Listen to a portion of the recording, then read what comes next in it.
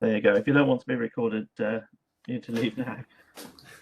So welcome everybody, and I would say welcome back from the summer, but certainly the summer where I'm based seems to have turned into thunderstorms and rain.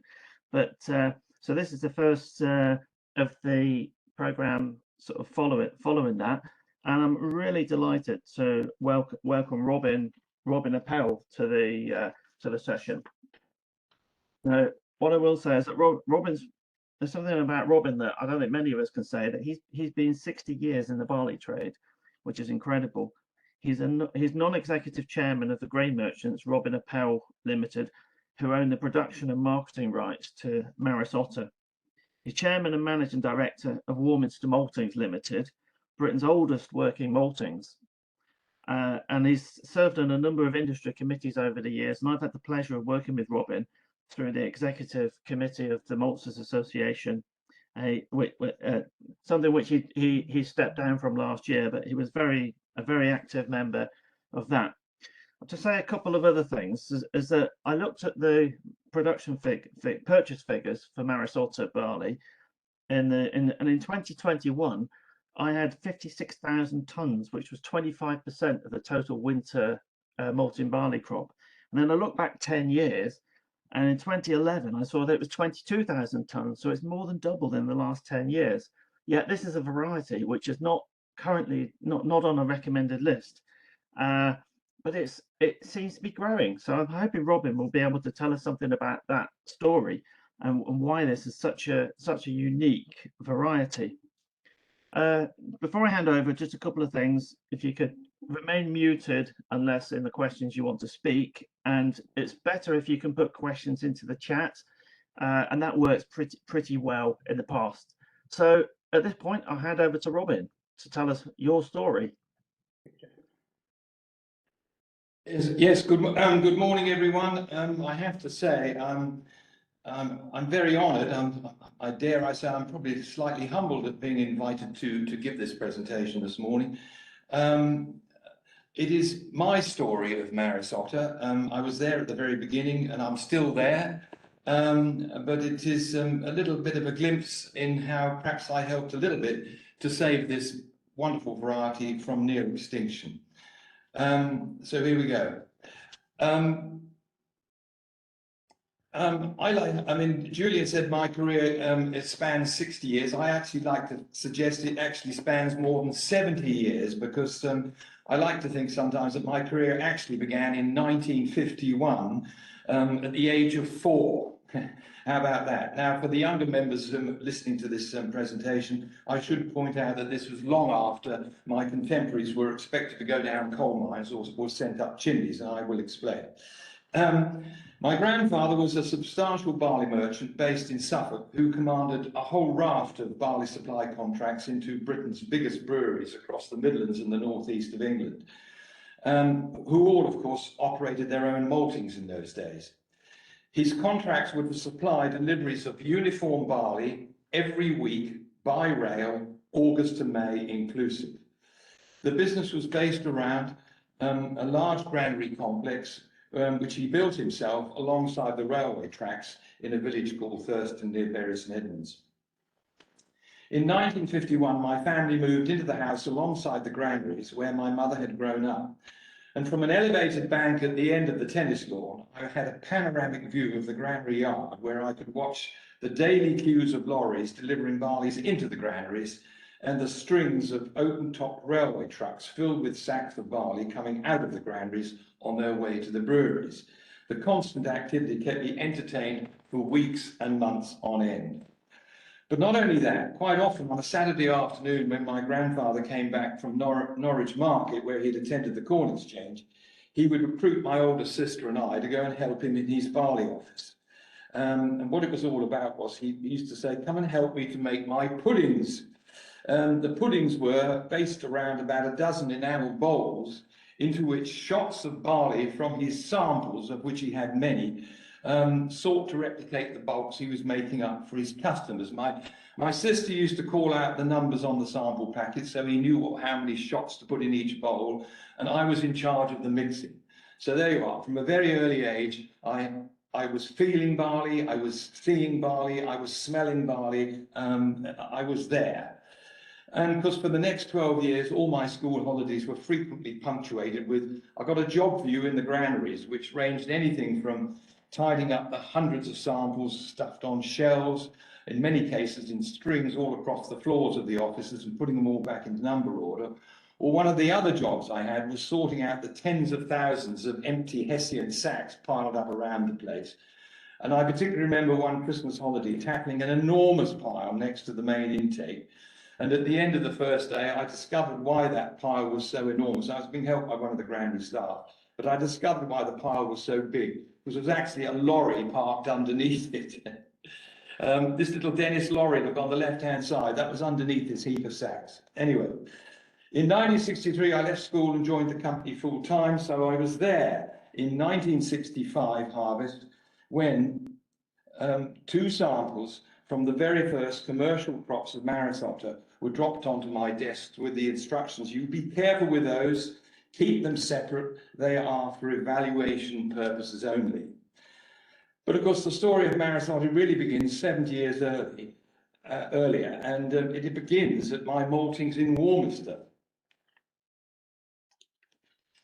At the beginning of the 20th century, Warminster maltings was presided over by one Edwin Sloper Bevan. Bevan had married into the Morgan family who built the maltings in 1855. At this time, as many of you know, all varieties, barley varieties, what we call landrace varieties, i.e. selections from the wild, made mostly by interested parties, which was pretty well farmers all the time, but one or two others. At the end of the 19th century, there were 3 main groups of barleys. There were the archers, the chevaliers, and the sprats. Now today, new varieties of plants, including cereals, if they're going to achieve any sort of commercial success, they need to go onto a national list. And in order to do that, they need to demonstrate that they are distinct, uniform, and stable. Now, landrace varieties of barley were probably distinct. I suggest they were. I don't know for a fact, but I'm guessing they were. I have no idea if they were uniform or not. I wasn't there. But I do know that Mr. Bevan considered them most unstable. Now, what do we mean by unstable? Well, my understanding, again, based on what Mr. Bevan's observations came up with, was if the weather pattern throughout the growing season was less than textbook, in other words, excessive amounts of rain, excessive amounts of heat like this year, in the case of barley, often that barley would let him down and not produce malting quality. And when you've got varieties like Chevalier that would do the job most years, it was obviously very frustrating to Bevan. And so he decided to try and understand why and what he could do about it. So he began by studying Gregor Mendel's work. And on the basis of that, he believed that he could probably breed a hybrid and get out of this problem. So how to start? Well, he began by collecting barley samples from all over the world, creating a substantial barley collection that still forms the basis of what I understand is the collection that survives today at the John Innes Institute in Norwich. So playing about with all these varieties, Bevan began crossbreeding and producing hybrids, and in 1905 he discovered that a cross of a Danish variety called Plumage with Old English Archer gave him what he was after. Perhaps for a very good reason, he called his new variety Plumage Archer, because obviously having Archer in the name, farmers would recognise it.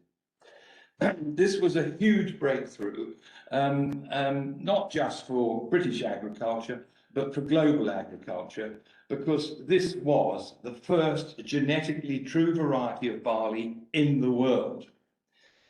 Now, Bevan was not the only person trying to crack this particular nut. He'd been inspired by a man called Cornick in Germany, and across in Ireland, Herbert Hunter at the Department of Agriculture of Ireland was intensively engaged, sponsored by Guinness, in trying to do the same thing.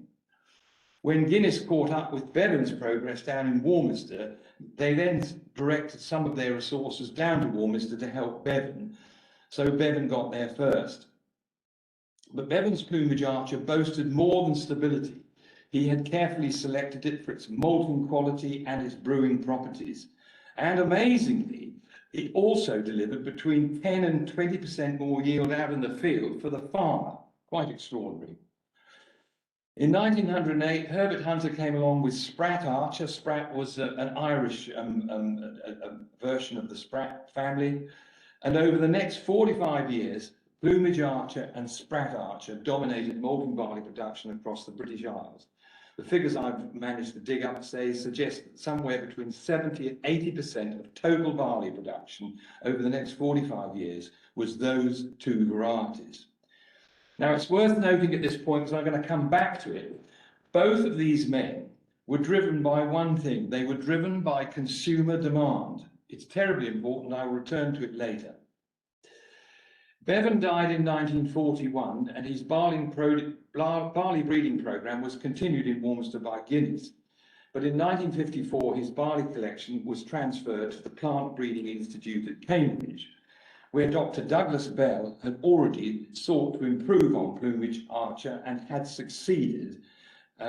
He crossed Plumage Archer with a variety called Kenya from Scandinavia, and produced a new variety which he named Proctor. Now, Proctor delivered a noticeable yield improvement for the farmer, but it was also winter hardy, which allowed for the development of two separate seed stocks. So there was actually a winter Proctor and a spring Proctor. Interestingly, spring Proctor gave a higher yield of grain than the winter Proctor, but winter Proctor commanded a 20 to 25% premium because it was invariably much paler than the spring. Brewers always like pale ales. This is Dr. Douglas Bell. Bell introduced these Proctor barleys in 1952, and they very quickly swept Plumage Archer and Sprat Archer aside and dominated over the next 15 years or so. To the extent that when I joined the trade, or even when I was party to the trade in the late 1950s, early 60s, the many thousands of barley samples which changed hands every week on Britain's corn exchanges, there was absolutely no reference to the variety. Here's a sample packet from my own grandfather. You can see there's no mention of Proctor on there. What you have got is the lot number. You've got the volume, which is measured in quarters in those days, all in sacks, of course, and you've got the station, that is the railway station nearest to where the barley was grown. Absolutely no mention of the barley variety, unless it was something other than Proctor. How dominant was that? However, because of the yield penalty suffered by winter Proctor, Dr. Bell wouldn't rest, so he sought to overcome this, and he crossed spring Proctor with Pioneer, a winter hardy barley from his own stable. That worked. It produced a high yielding winter barley which would match that of spring Proctor, and he named it Maris Otter. Now, the arrival of Maris Otter was fantastic for farmers, for here was a barley that matched the yield of any other spring malting barley variety at the time, and somehow it also hung on to the premium established by winter Proctor, so it was a win-win for farmers.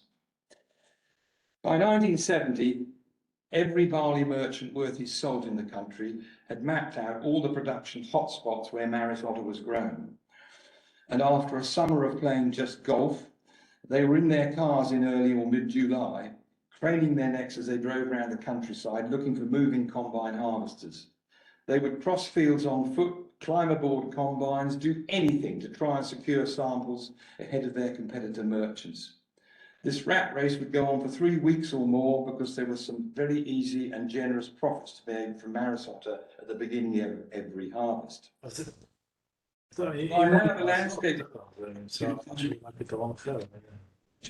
This had been precipitated in 1964 by the Plant Varieties and Seeds Act, which granted plant breeders the right to procure royalties from the introduction of new varieties.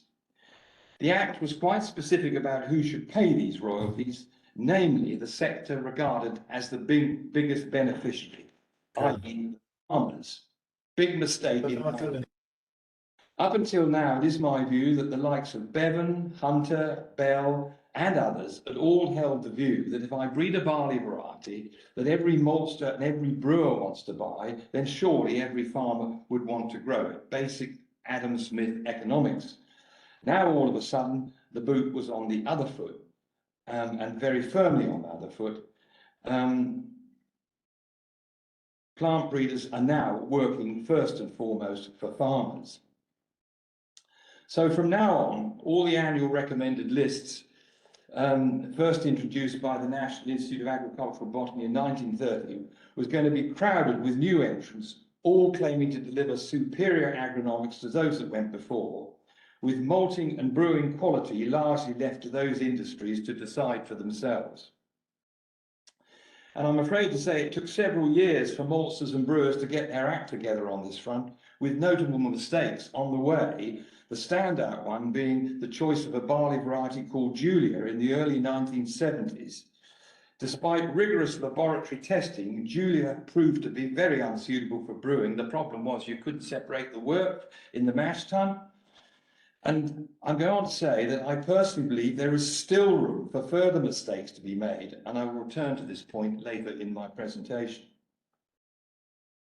Meanwhile, Maris Otter came under a barrage of attacks from a whole range of alternative winter barley varieties, all claiming good malting quality, and it did extraordinarily well to still be quoted on the recommend list all the way up to and including 1988.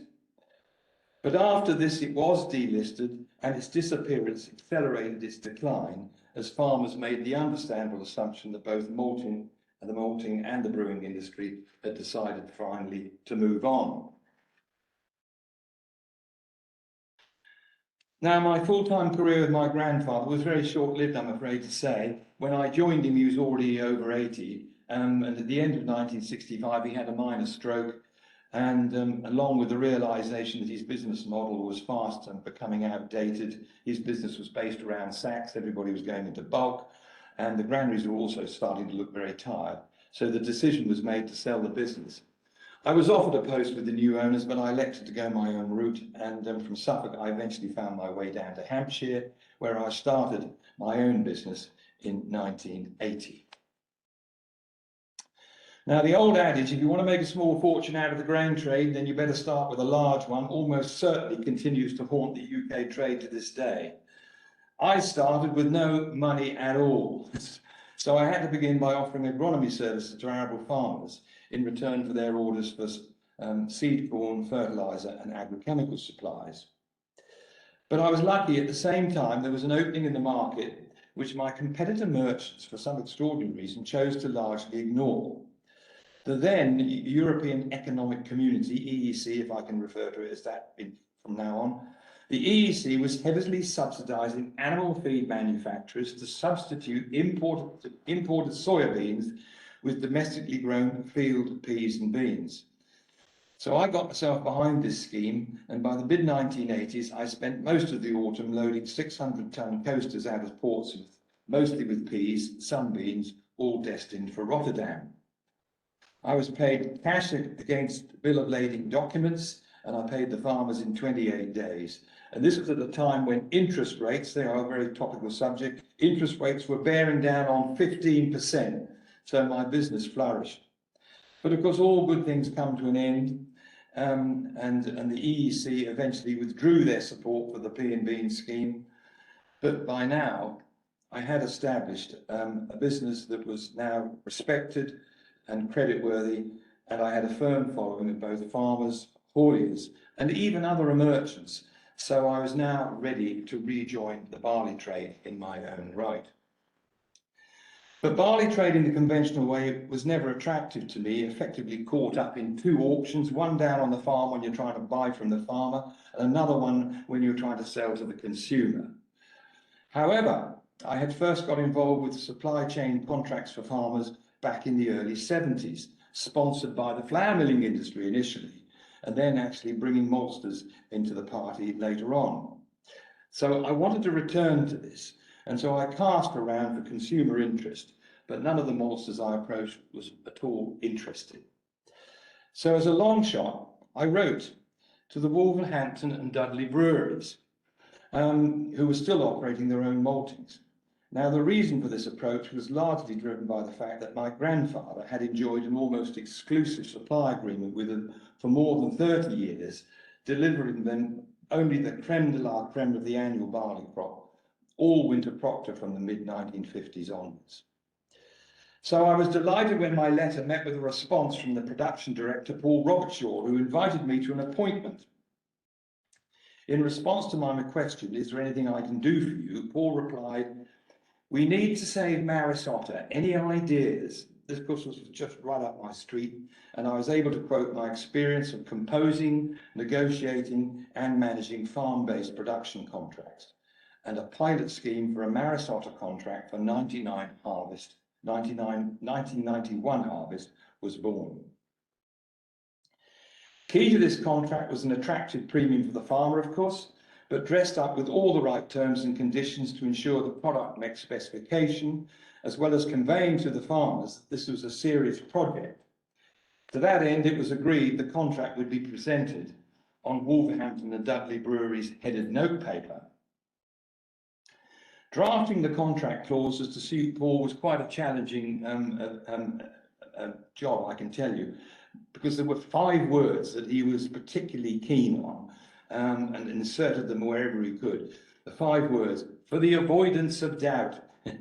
I think that cropped up about 5 times throughout the contract.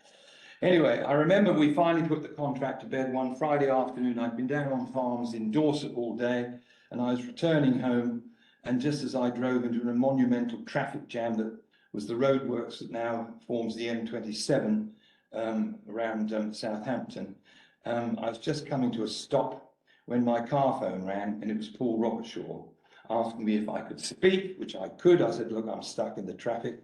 And over the next 45 minutes, we finalised all the clauses in the contract, so I had something now to present to farmers. The pilot scheme turned out to be only 2 growers, both in Hampshire, but both were long-standing Maris Otter growers. And importantly, one of the farmers was what we term in the trade as a champion farmer. He had a great reputation. He was renowned for the very high standard of his crops, and he put himself about a bit, as they say. And if he liked something, he told everybody about it. And he liked the Maris Otter contract because he was growing directly for a brewery. That's what impressed him. It had a touch of class about it, he told me. And what underlined that more than anything was when Paul Robertshaw drove up one July morning to inspect the crop himself, dressed in a pinstripe suit. The pilot scheme was successful and had the desired effect of dragging other farmers out of the woodwork. So when I advised Paul Robertshaw I could easily expand production to 92 to a dozen or more farmers, he then instructed me to get in touch with the maltsters Crisp. Apparently, W&D's own malt production did not satisfy their total demand, and the balance of their Maris Otter malt requirement was purchased from Crisp. And Paul wanted Crisp to adopt the Maris Otter contract with farmers, starting with help from me. My contact at Crisp was Bob King. I think he was newly appointed at the time, a job that he still commands today. And like I say, Bob was very supportive from the outset and has remained all the way through a valuable cornerstone of this project from the beginning right to the present. As we gained momentum, Hugh Bairds then heard what I was up to, and one of their buyers whispered to me one day, "Robin, I wouldn't mind some of those Maris Otter contracts you're placing on farms." So they came on board, and bit by bit other maltsters came on board. And of course, amongst it all, Marston's the brewers came enthusiastically on board, only placing their procurement of Maris Otter barley with maltsters who could make the malt the traditional way on floors.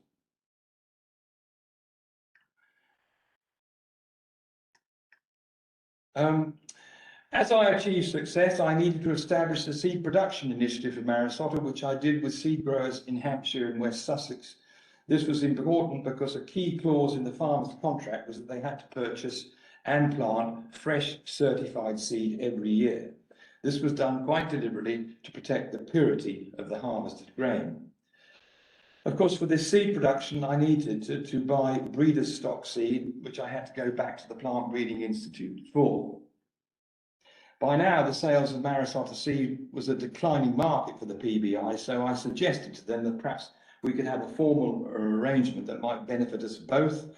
If they were to give me exclusivity, I could in return probably give them a much better steer on future demand and therefore their production requirements.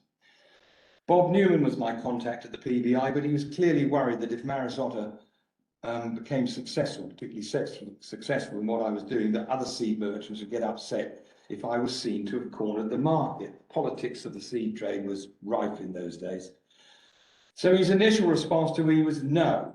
And his excuse was, Robin, you're in the wrong place. I was a bit upset about that. He said, Maris Otter belongs to East Anglia. Well, I'm not sure about that. Anyway, I was somewhat taken aback, and Bob could see that I was upset. So he did actually eventually relent and said, I'll tell you what, go and find yourself a partner merchant in East Anglia, and I will reconsider. So I went off and I found Tony Banham at H. Banham & Son in West Norfolk. Tony was sceptical to begin with, but I think encouraged by Crisp, he began to see the commercial advantage of a more formalised approach to growing and trading Maris Otter. And to Bob Newman's credit, when I went back to him, he was as good as he were, and he actually granted both Tony and I joint exclusivity to the breeder's stock seed of Maris Otter.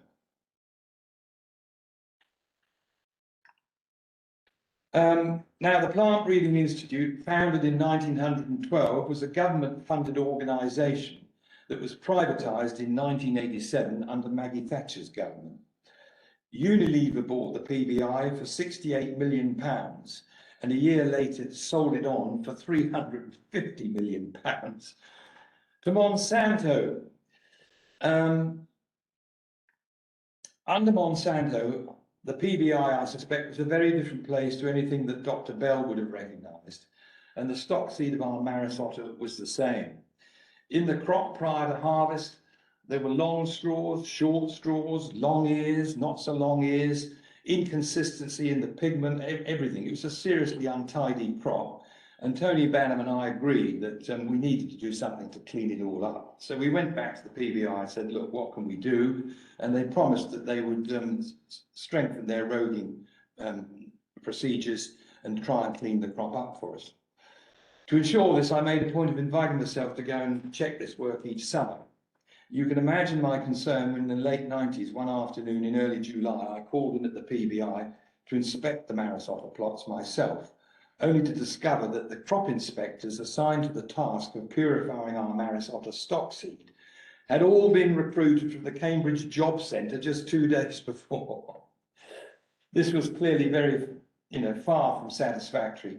And I said to Tony, we need to do something about this somehow. We need to try and buy the rights to Maris Otter outright.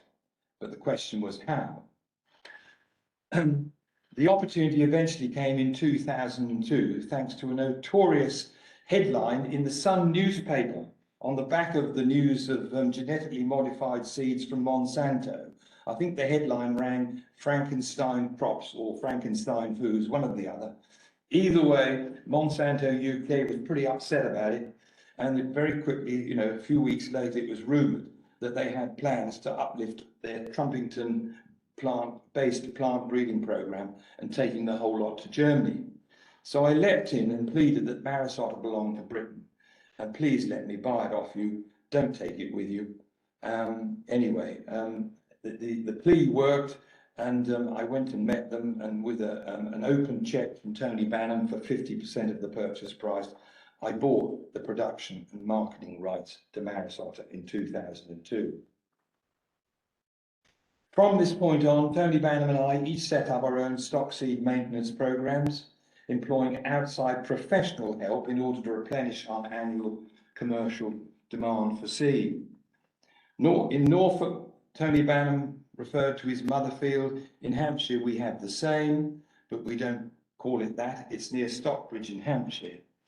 Our present programme is managed by RAGT Seeds on their site at Duxford, just a few miles down the road from Trumpington. And over the last 3 years, we have grown 1,000 ears each year on wires, if people are familiar with that process, where you grow single stems on wires, and you monitor it all through the growing season, and anything you don't like, you just whip it out. Over the last 3 years, due to that programme, we've built up 60 tonnes of pre-basic seed. which will beget 3 generations of seed for our seed production going forward. So we're doing a very good job there, thanks to the help of RAGT Seeds. But the challenges that confronted saving Maris Otter were not just confined to persuading farmers or struggling with the PBI, as well as strong support from some maltsters. There was also, I hate to say, an underlying resistance from others. In 2002, after I'd taken ownership of Warminster Maltings, I was approached by a senior executive of one malting company who asked me one day, "Robin, any chance of making 2,500 tonnes of Maris Otter malt for us down in Warminster?" I was slightly surprised at the question, so before I answered, I asked him, "Why?" He said, "Because it's a bloody nuisance." I have to say, I was completely shocked. This was a premium malt for which some brewers, not all, were willing to pay a premium, and it was a bloody nuisance, really? To me, this underlined where the malting industry had gone through industrialization. The devaluation of malt brought about by, as I say, industrialization. We're talking about malt devoid of variety, place, or character. How different the emerging market for malt is today, gentlemen. So what is the appeal of Maris Otter to brewers? Well, firstly, and no one's going to own up to needing this, but I refer to it as the Delia effect. I'm talking about Delia Smith, the famous celebrity cook.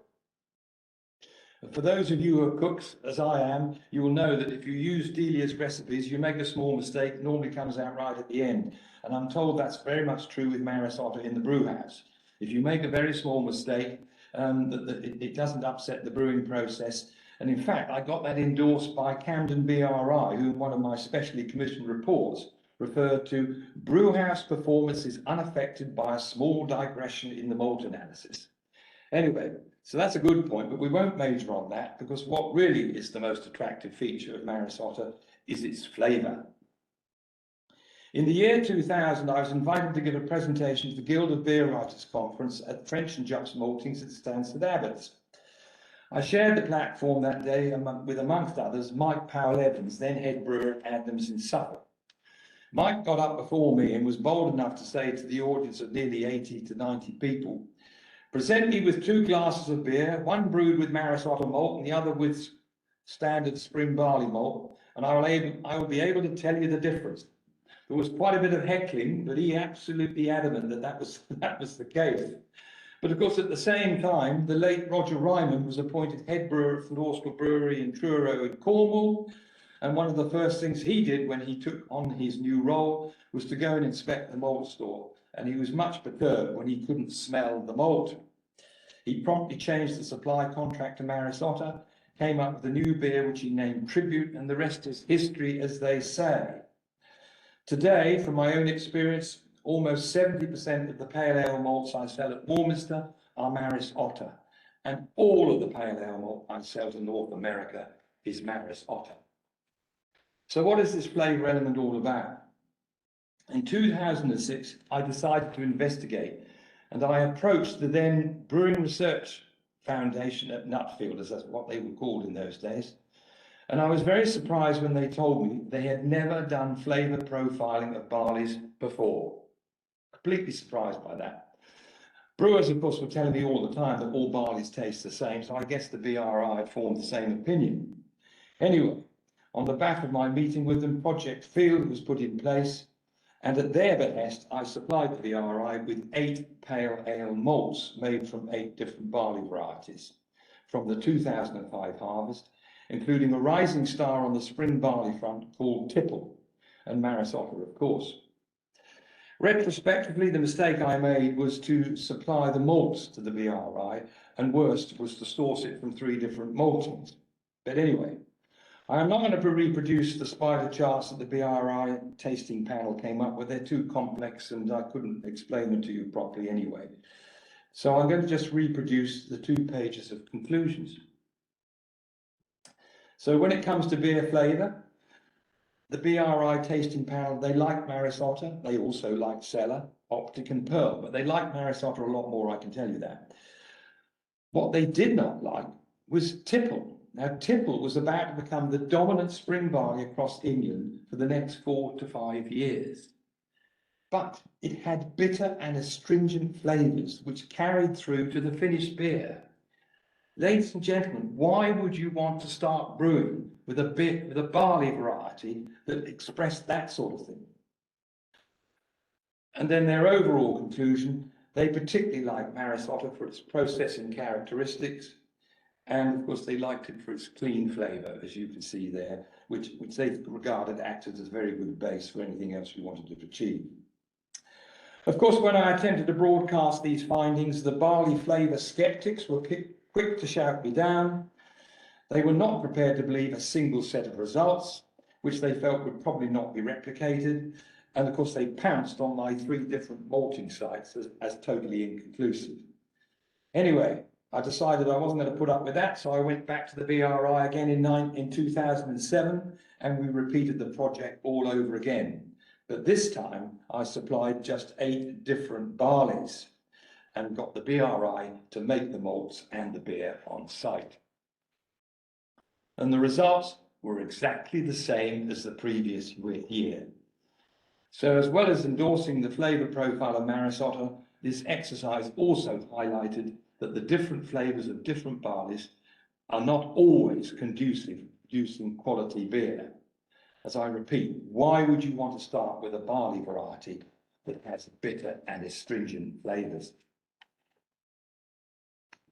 Perhaps the best way to emphasise the Maris Otter's reputation for outstanding flavour is to list the last 24 winners of CAMRA's Supreme Champion Beer of Britain, held at the Great British Beer Festival every year up to 2019.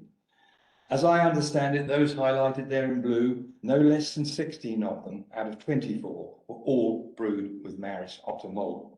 Is that a coincidence? I shouldn't think so. Of course, my journey included a lot of publicity in both the farming and brewing publications, which we backed up with full-page adverts in What's Brewing. And Tony and I did pick up a couple of awards on the way. In 1995, the ADAS Daily Telegraph Food Awards commended us for our supply chain management, and in 2015, the All-Party Parliamentary Beer Group gave Tony and I a Lifetime Achievement Award for our saving of Maris Otter. 2015 marked 50 years of Maris Otter production, and we celebrated it for the whole of the year. We were able to even publicise that some very high-profile farmers were growing Maris Otter that year. For those of you who can't recognise the man in the middle, that's Myrick Raymond, who was president of the NFU that year. And Adam Henson on the right is still growing Maris Otter to this day.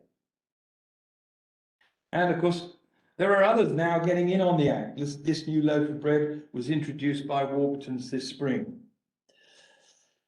We've just harvested in the order, as Julian has pointed out, between 55 and 60,000 tonnes of otter barley this year, coming from somewhere in the region of 200 growers.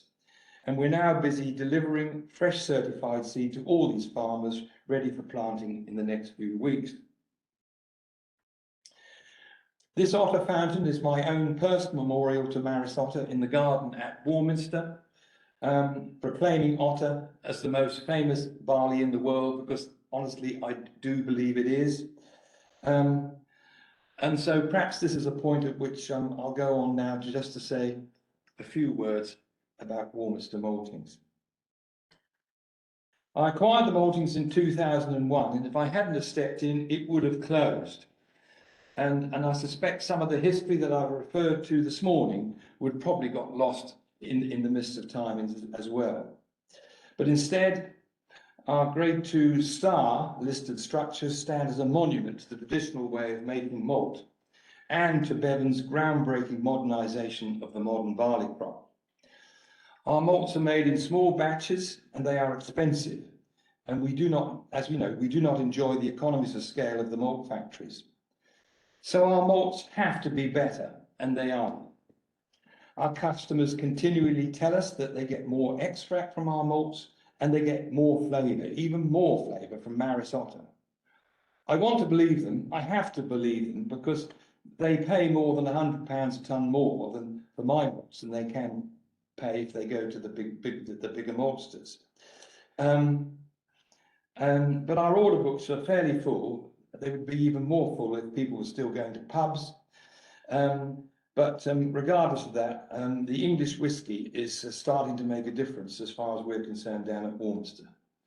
We're currently working with a whole raft of new distilleries with a whole clutch on our doorstep, which I suggest is partly because we're here.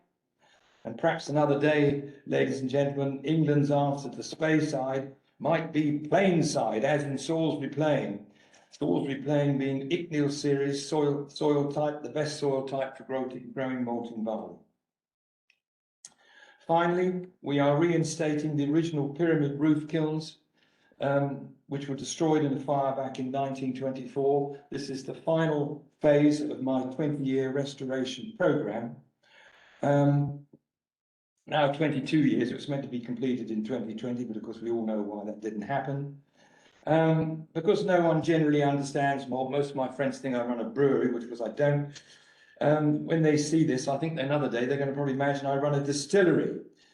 But my mission is to ensure that Warminster Maltings goes on making malt for a long, long time to come. And if that continues to include Maris Otter barley, so much the better. That concludes my presentation, ladies and gentlemen. Thank you for listening. Well, Robin, thank you very much for that. That was wonderfully told, and I think we're very indebted to you for sort of bringing back the variety and bringing back the maltings, which I would highly recommend to anybody to visit. So thank you very much. We have some questions in the chat, and I've also got a couple of quick questions myself, which I'll just throw in. I don't know if I missed it, but what was the origin of the otter in Maris Otter? Because obviously he's quite prominent on the logo. Ah, yes, I can tell you. First of all, people think Marris is based on Maris Lane, which it's not. Maris Lane is named after a farmer called Marris, who farmed the whole of Trumpington. And Mr. Marris actually presented himself at my maltings about 6 years ago to point that out to me. Otter was because Douglas Bell decided to name all his varieties after British wildlife. So we had Maris Otter winter barley, Maris Badger spring barley, Maris Widgeon wheat, Maris Piper potatoes. That's where that came from. Fascinating. Thank you. Yeah. And I mean, my other quick question was, how's the harvest been this year? Because you were pretty very good early harvest. The previous 2 years have not been perfect, but this year the barley's come off really well. And, you know, we've got reasonably good yields and particularly good quality. So we're very pleased this year. It's amazing. I mean, obviously we had a very, very hot, dry summer, but of course, Maris Otter being a winter barley, it's harvested in July. It matures that much earlier, so it didn't get the worst of the heat, and it was ready for it anyway. It's a great plus for it, which is why the winter proctor, when that was in vogue, winter proctor was favoured and put at a premium because it was always safer, more reliable, and a better barley. Yeah. Right, okay, I'll move over to the questions in the chat. So I've got one from George to start. It says, Robin, with Maris Otter being around for so long, has there been any other variety that have Maris Otter as one of its parents that's come close to the traits of Maris Otter? Well, Proctor would be closest. I'm sorry if I'm understanding the question. I mean, and Proctor is, obviously there is a stock of seed in that barley collection somewhere of Proctor, but I mean, I don't know why you'd want to substitute Maris Otter with Proctor. You know, they're both the same. I mean, they're so similar. Yes. It's not true. Sorry, Ron. I mean, the question really is that with Maris Otter being so prominent, it's bound to be other varieties being grown since Proctor, that with Maris Otter as one of the parents. So, I mean, we as farmers are always looking for better yield, better resistance, all these type of things. So, I mean, that's where my question is really coming from.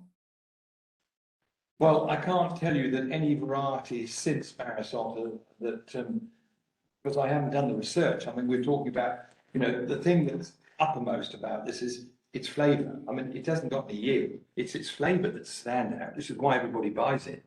So what you're talking about is flavour profiling of all barley varieties. That's what you need to do.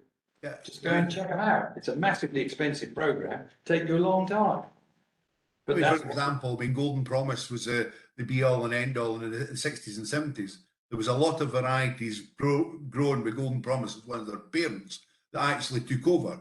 But now we're going back to Golden Promise. So that's a classic example of Maris Otter. So I can understand what you're saying, but there has been other varieties come forward with other traits. So yeah. But we don't know enough about them, you see. As I said, why is Maris Otter stand out? It stand out because of its flavour. Now, you tell me, do you know the flavour profile of any other barley variety, even Golden Promise? No, you don't, because no one has done the work. And part of the message I want to get out from my paper this morning is the industry needs to do that work. As I've tried to point out, the boot is on the wrong foot when it comes to plant royalties. Barley breeders should be driven by consumption, basic Adam Smith economics. And they should be breeding for the industry and not for production. They should be breeding for consumption. And one of the things that we should be doing is selecting for flavour. I promise you, sitting in the seat that I now sit in, running my maltings down at Warminster, that's all I talk about with brewers and distillers, particularly distillers. Distillers are so keen about flavour now. I understand, you know, they're extending the fermentation times to get more flavour out of the barley varieties they're using. And I'm sending. I'll certainly back you on that statement. I'll Sorry? certainly back you on that statement, Robin. I think this is a great topic to take up at the Barley Away Days, actually. But I mean, there'll be a lot. Well, I'm sure we can have some good discussions about barley variety and flavour. I want to move on. Richie has posted the question. It's quite a long question. Richie, do you want to come on screen to ask the question?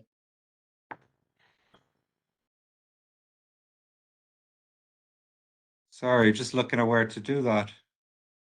You're coming through loud and clear. Okay, yeah. So as I said, like I can absolutely confirm Maris Otter. It's fantastic malt from small batches of beer that I do and malt trials that I do at Scottish craft brewers. It stands head and shoulders above the rest for British styles, especially malt forward British styles. But considering our changing climate and demand for organic malt and organic beer rising, is there a plan or projects already in place, or is it being talked about, the idea of breeding using Maris Otter to get that fantastic flavour into the next generation of malting barley, into ones that will stand up to our changing climate as well as being more suitable for organic systems? Well, I hope that's what's going on in Edinburgh. I don't know because I don't attend or follow that. But I'm guessing that that's what the work in Edinburgh is all about at the moment, isn't it? Seems to be, for me, it seems to be very slow. But I'm an old man. I haven't got very long, so probably isn't going to happen in my lifetime. But you're quite right. I mean, yeah, why aren't breeders today using Maris Otter as a basis for new varieties? The answer is because they're breeding for farmers. They're not breeding for brewers and distillers. Simple. Mm-hmm. Got to change it. Thank you. Does anybody from the Barley Hub want to comment on that point in terms of incorporating some of the features of Maris Otter? Joanne might comment. Look. I mean, there certainly is interest in flavour, both on the winter and spring side. And there have been varieties that were derived, had Maris Otter in their parentage, but I'm just not sure if they would be never been tested fully for flavour to see. Can I comment? Yeah. And David Griggs says there's a lot of effort going on in North America to breed otter flavour into new varieties, but with little success so far. Yeah, and so Kelly Houston from JHI. So we are through the baritone PhD program that's starting in a couple of weeks. Myself and a couple of colleagues at JHI and Barry Harrison at SWI, the Scottish Whisky Research Institute, have a PhD project that partly looks at the impact of nitrogen levels on flavour profile as well for the for the distilling industry in new make spirit. So we are interested in flavour from that perspective too here. Quite a bit of work. And Robin, I've got a question regarding the floor malting. I mean, can you? How well does Maris Otter malt using a pneumatic system? Do you have to use floor malting? I don't. I think it works perfectly well on a pneumatic system. I mean, there are, you know, floor malting does make a difference because obviously, you know, as I say to everybody, you cannot write a blueprint for the process when you're floor malting. Each activity dictates the next activity, and only when the malt is properly modified does it go to the kiln. And that varies. I can tell you every day it varies. You know, some days it goes to the kiln at 8 o'clock in the morning. Some days it goes to the kiln at midday. So floor malting, if you like, is a little bit, you know, I describe malting as a very simple process, but very precise. And I think that floor malting is probably the most precise of the processes.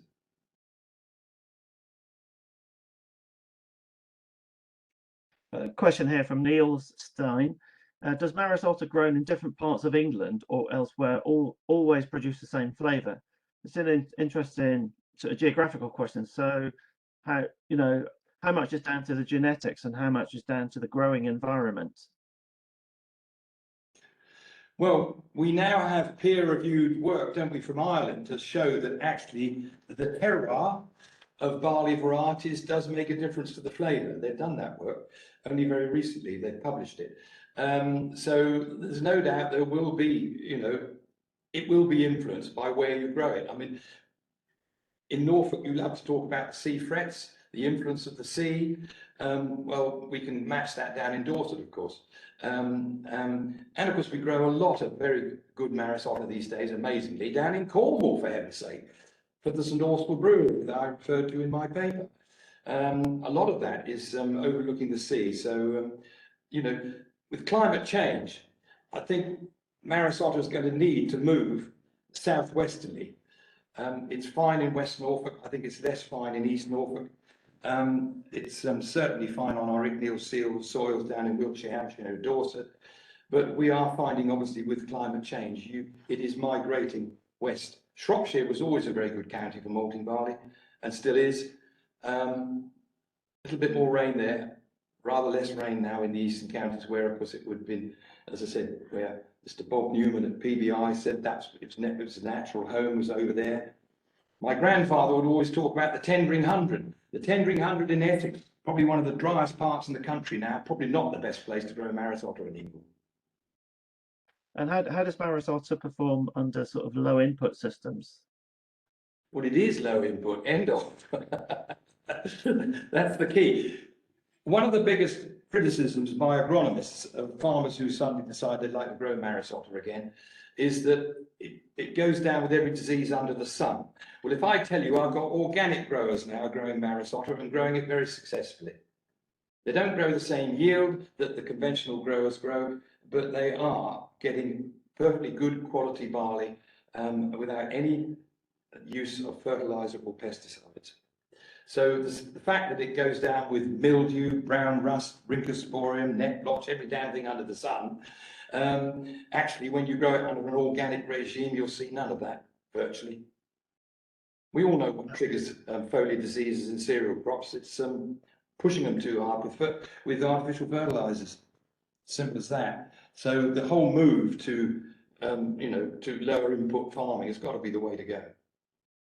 Yeah, I've got a comment here from David Griggs at Crisp, says that they've done flavour work which shows clear differences between floor malted otter and pneumatic malted otter, as well as differences between varieties. Well, I'm glad to hear it, and I don't have a pneumatic malting, so I don't have that experience. But thank you, David, for endorsing that. I would believe that, but I'm very pleased to hear it. Thank you. Yeah, and I have another question, which is how much otter is grown outside the UK? presumably No. summers. None whatsoever. That has always been our, right from the word go, Tony and I agreed that all Maris Otter would be grown in the UK and sold to UK maltsters. So it only travels around the world as malt, basically. Excellent. And a reasonable proportion is overseas? Sorry. You send a reasonable proportion of your malt overseas? I'm sorry, I'm not catching that. Sorry, Robin. How much do you sell overseas for malt? Well, I said in my paper, 70% of my white malts are Maris Otter. How much is exported? Oh, Yes. Yeah. oh, sorry. I don't know. I'm not a major exporter, but I am exporting all over the world. But I don't know, 15%. I've got no more questions in the chat. I'll just sort of lean on to Donna. How much time have we got? Sorry, that's up to you. You can chat or we can stop recording and close. I had one other question, which is a topic, which is a fascinating topic, which is around the malt tax, which is to what extent, Robin, has the malt tax over the years impacted on the design of Warminster maltings? Oh, well, I think the question should be, how has it impacted on the UK malting industry? Because pneumatic malting was first invented, David Griggs will probably correct me on this, but I think it was in the mid-19th century or 1860, 1870, something like that. And of course, we could never bring that technology to Britain because the malt tax ruled it out.